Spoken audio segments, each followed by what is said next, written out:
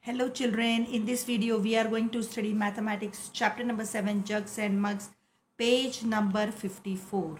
Children, we have seen that the thirsty chirpy put pebbles into the pitcher one by one and the water came up. Chirpy drank the water and flew away. Children, do you want to know how the water in the pitcher came up? We will understand this by an experiment. For this, take two glasses of same size. Now, fill half of each glass with water. Now, children, you have to leave one glass as it is and put stones in another glass. Now children, in this second glass, we will put these pebbles one by one. We will also count the pebbles and see by how many pebbles the water comes up. So let's count. 1, 2, 3, 4, 5, 6, 7, 8, 9, 10, 11, 12, 13, 14, 15, 16, 17, 18, 19, 20, 21, 22, 23, 24, 25, 26, 27, 28, 29 and 130.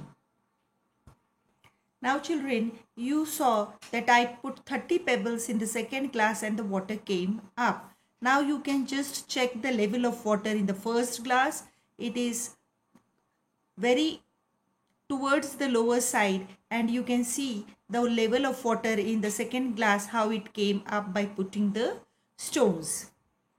Now children, you might have the question how the water came up in the second glass, because the stone took the place of the water and occupied its space, so the water came up. Children, water is useful.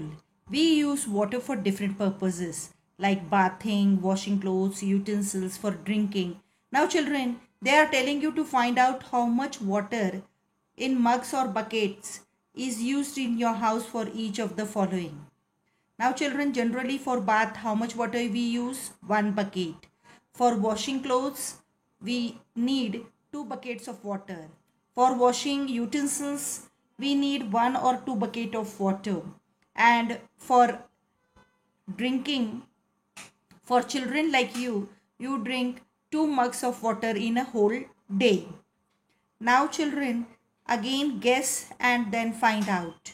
Now children, how many mugs of water fill 1 bucket?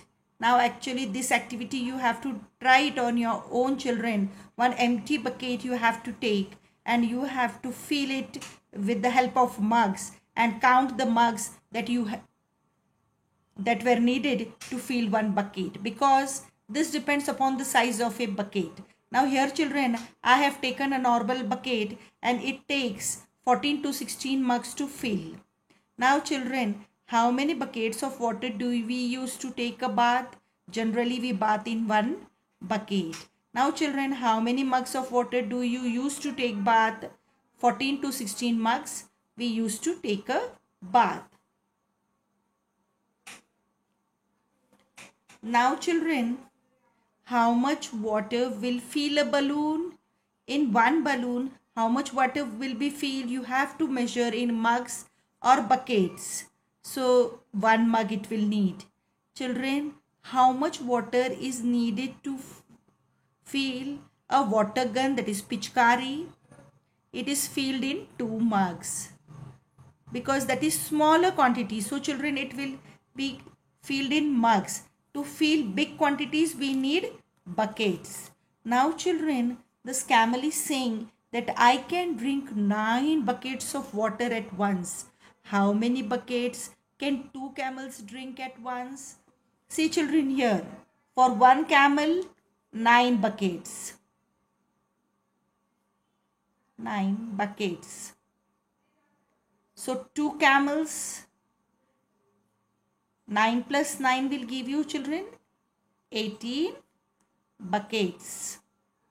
So 2 camels will drink at once 18 buckets. Now children, with this we have completed our lesson number 7, that is jugs and mugs. Hope you have understood this lesson. With this we have ended our syllabus children, first term syllabus. So bye children, have a nice time.